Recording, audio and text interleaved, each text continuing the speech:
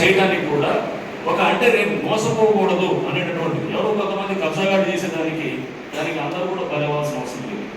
So ఈ విధంగా అంటే we try to work for a more transparent system, fair system, and where citizen can make a decisive decision తీసుకొని ఒక మంచి నిర్ణయం తీసుకోవడానికి, తప్పు నిర్ణయం కాకుండా రేపు ఇట్లా అయ్యో నా జీవితం అంతా నేను పెట్టి కొన్న ఒక ఆస్తి ఇట్లా అయిందన్నట్టు లేకుండా ఈ దిశగా హైదరాబాద్ చేస్తున్నాను.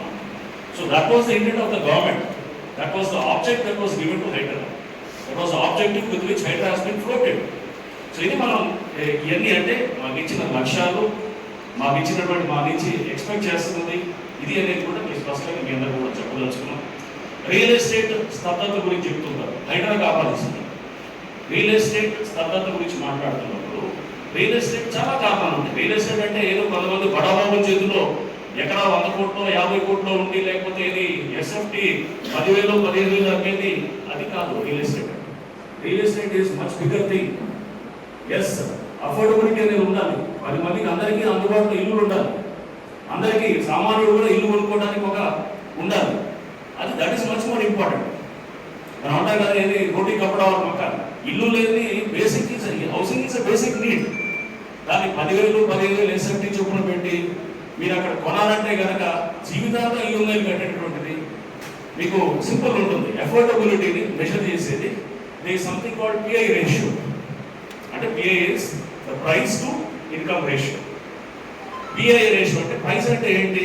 ఇల్లు ఉంది ఒకటి, ఒక ఇల్లు దాని రేటు, ఒక ఇల్లు కొందాం అనుకుంటున్నాం, దాని రేటు సే ఎస్ఎఫ్టీ అక్కడ 7,000 చెప్పాడు, నేను సే 1,500 ఎస్ఎఫ్టీ కొందాం అనుకుంటున్నాను, ఒక 3 బెడ్రూమ్ హౌస్ కొన్నాం, 1,500 rate 7, something like 1 lakh 1 crore 5 lakhs something ఏదో వస్తుంది. ప్లస్ నాకు కార్ పార్కింగ్లు ప్లస్ నాకు ఏది ఇంటీరియర్స్ అన్నీ కలిపి ఇంకొక 20-30 లక్షలు అవుతుంది. అంతా కలిపి వేరే 1,500,000 అయింది ఎక్స్పెక్టెడ్. అంటే that is a price. P I నా ఇన్కమ్, నేను ఎంత సంపాదిస్తున్నాను, నేను నెలకు ₹1,00,000 సంపాదిస్తున్నాను జీతం అనుకున్నాను కాదు, నెలకు ₹1,00,000 అయితే నాకు యాన్యువల్ ఇన్కమ్ ఎంత అవుతుంది? 12 లక్షలు అవుతుంది. సో పిఐ రేషియో ఎంత అవుతుంది? 3.5 డివైడెడ్ బై 12 లక్షలు. It is something like more than greater than 12 point something, 12.5 ఎంత వస్తుంది అంతే కదా. 1,500,000ని 12 లక్షలతో భాగిస్తే 12.5 ఎంత వస్తుంది. పిఐ రేషియోస్ ప్రకారం మామూలుగా మాట్లాడితే కనుక 5 కన్నా ఎక్కువ ఉన్న pi ratio is not considered to be prime term. 5 కన్నా ఎక్కువ ఉంటే కనుక it is considered to be అన్అఫోర్డబుల్. 10 కన్నా ఎక్కువ ఉంటే ఎక్స్ట్రీమ్లీ అన్అఫోర్డబుల్. సో మనం ఎక్కడైతే కనుక 12-15 అట్లా పిఐ రేషియోస్ వెళ్ళాలంటే కనుక అన్అఫోర్డబుల్ హౌసింగ్ ఉంటుంది. సో అన్అఫోర్డబుల్ దాన్ని అఫోర్డబుల్ వైపు తీసుకెళ్ళి అంటే ఈ కరెక్షన్ అనేది రేట్లు కరెక్షన్ అనేది నిరంతరం జరుగుతుంటుంది. ఏదో హైదరాబాద్ వచ్చిన తర్వాత జరుగుతుంది కాదు, పెరుగుతాయి రేట్లు తగ్గుతాయి. 2008లో కూడా జరిగింది, చాలా సందర్భాల్లో జరిగింది. సో ఇలా అంటే రేట్లు పెరుగుతాయి, మళ్ళా పడతాయి, మళ్ళా పెరుగుతాయి, పడతాయి.